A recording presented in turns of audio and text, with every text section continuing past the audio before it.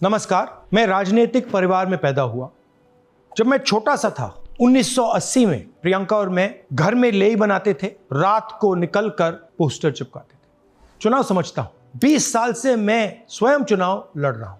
Polling कैसे होती है, पोलिंग बूथ कैसे मैनेज किया जाता है, वोटर लिस्ट, फॉर्म 17, ये सब मैं गहराई से समझता हूं। कुछ समय पहले हमें दाल में काला लगा। चुनाव के नतीजे आते थे, मूड एक तरीके का होता था, रिजल्ट दूसरे तरीके का। मुझे याद है उत्तराखंड में हम चुनाव हारे। बाद में मैंने कैंडिडेट से पूछा कि जहां रोड शो हुआ था वहां जाके देखिए हमें कितने वोट मिले। हजारों लोग आए थे, पोलिंग बूथ में किसी ने वोट नहीं किया। यह असंभव था, यह हो ही नहीं सकता। उसके बाद छत्तीसगढ़ और मध्य प्रदेश के रिजल्ट, हमें लगा कुछ ना कुछ गलत हो रहा है।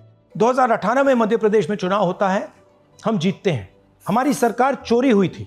2023 में चुनाव होता है, मैंने अपने आंखों से भारत जोड़ो यात्रा में देखा, भयंकर एंटी इनकम्बेंसी, और हमें 65 सीट मिलते हैं।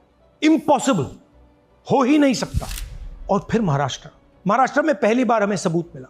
विधानसभा और लोकसभा के बीच में जादू से नए वोटर आते हैं, और जहां भी इन नए वोटर्स ने वोट किया वहां वोट बीजेपी को गया। महाराष्ट्र चुनाव के बाद जब हमें डाउट हुआ, हमारे गठबंधन के सारे नेताओं ने प्रेस कॉन्फ्रेंस किए और हमने इलेक्शन कमीशन से कहा कि आप हमें वोटर लिस्ट दीजिए, वीडियो रिकॉर्डिंग दीजिए। इलेक्शन कमीशन ने मना किया।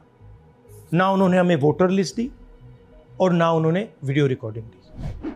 डाउट हुआ, क्यों नहीं दे रहे, क्या कारण है? तो हमारे दिमाग में सवाल उठा, क्या इलेक्शन कमीशन बीजेपी की मदद कर रहा है? क्या इलेक्शन कमीशन ही इलेक्शन को चोरी करवा रहा है? इसके बाद हमने एक टीम सेटअप की और हमने उन्हें कहा कि आप जाइए, एक कंस्टिट्यूएंसी में जाके ढूंढिए, सच्चाई ढूंढिए, किस प्रकार से चीटिंग की जा रही है, किस प्रकार से यह काम किया जा रहा है और कौन कौन इस काम को कर रहे हैं। सबसे महत्वपूर्ण बात यह है कि इलेक्शन कमीशन डिजिटल डेटा नहीं देता है, फिजिकल डेटा देता है। मतलब लाखों कागज में वोटर लिस्ट दे देगा, मगर डिजिटल वोटर लिस्ट किसी को कभी नहीं देता। क्यों नहीं देता? कारण क्या है? कारण है कि अगर डिजिटल डेटा मिल जाए तो इलेक्शन कमीशन की सच्चाई पूरे देश को पता लग जाए। हमने टीम को बताया, मैंडेट दी कि आप जाके चेक कीजिए, आप 5-7 सीटों पे पता लगाइए कि चीटिंग हुई, और अगर हुई तो कैसे हुई। टीम ने हमें एक दिन बताया कि 5-7 सीटों पे काम किया ही नहीं जा सकता। क्यों? मैंने उनसे पूछा क्यों नहीं किया जा सकता। उन्होंने मुझे ये कागज दिखाए। ये जो कागज हैं, ये एक लोकसभा के कागज नहीं है, ये एक विधानसभा के कागज है, और इन कागजों को हमने मैन्युअली सॉर्ट करना पड़ा।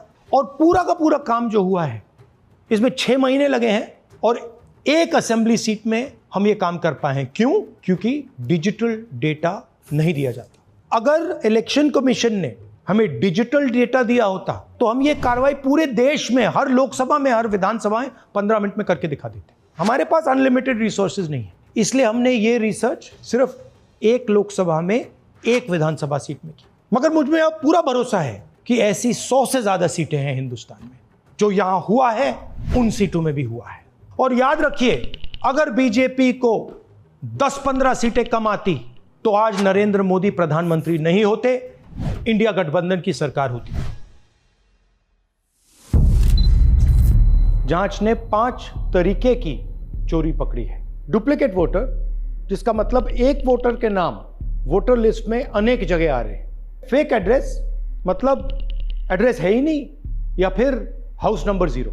Bulk voter in single address, मतलब एक छोटे से घर में 40, 50, 60 लोग रह रहे हैं। इनवैलिड फोटोज, छोटी सी फोटो है या फिर फोटो ही नहीं है, और वो जो छोटी फोटो है वो दिखती भी नहीं है। कौन है, किसका चेहरा है, नहीं पता लग सकता। Misuse of form 6। Form 6 first time voters के लिए होती है, मतलब जिनकी एज 18-20 साल की हो, मगर वोटर लिस्ट में 90 साल के लोग फॉर्म 6 का प्रयोग कर रहे हैं। चुनाव में 6,50,000 वोटर थे, उसमें से 1 लाख चोरी के थे। अब मैं आपको 5 उदाहरण देता हूं। ये देखिए, गुरकीरत सिंह डांग, इसका नाम 4 अलग अलग बूथों पे आता है। ये कैसे हुआ और क्यों हुआ? एक और उदाहरण, विशाल सिंह, वाराणसी में वोटर लिस्ट में नाम है और बेंगलोर में 2 बार वोटर लिस्ट में नाम आता है। क्या ये वाराणसी में वोट कर रहे हैं या बेंगलोर में वोट कर रहे हैं या दोनों जगह वोट कर रहे हैं? एक और उदाहरण देखिए, हाउस नंबर 0। तो आपने कभी सुना है हाउस नंबर 0? हमने तो नहीं सुना था, मगर बेंगलोर में हजारों हाउस नंबर 0 हैं वोटर लिस्ट पे। हाउस नंबर 35 की कहानी सुनिए। छोटा सा घर है, ज्यादा से ज्यादा 4 लोग रह सकते हैं, मगर इस 35 में 80 लोग वोटर लिस्ट में रजिस्टर्ड हैं। ये ईआरओ ने कैसे अप्रूव किया, क्यों अप्रूव किया, पता लगाना है। अच्छा, अब ये देखिए वोटर लिस्ट, इनकी फोटो देखिए, या फोटो है ही नहीं या फिर छोटी छोटी फोटो है जो दिख नहीं सकती। इन वोटर आईडीज पे वोट दिया गया है। अब मैं आपको बताता हूं शकुन रानी की कहानी। फर्स्ट टाइम वोटर बनी है, 70 साल की आयु है। एक बार फॉर्म 6 का प्रयोग किया और उसके कुछ ही महीने बाद दूसरी बार फॉर्म 6 का प्रयोग होता है। 2 बार इनका नाम वोटर लिस्ट में आता है और फर्स्ट टाइम वोटर की लिस्ट में आता है। ये फर्स्ट टाइम वोटर हो ही नहीं सकती। तो क्या शकुन रानी जी ने वोट किया या किसी और ने शकुन रानी जी के लिए वोट किया?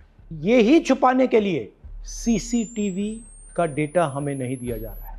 और ये शकुन रानी जी अकेली नहीं है, ऐसे हजारों लोग हैं जिन्होंने फॉर्म 6 का प्रयोग करके 2-3 बार वोटर लिस्ट में नाम डाला है। हमने पहले इलेक्शन कमीशन से इलेक्ट्रॉनिक वोटर लिस्ट मांगी थी, सीसीटीवी फुटेज मांगी थी। उन्होंने अपना काम नहीं किया, हमें नहीं दिया।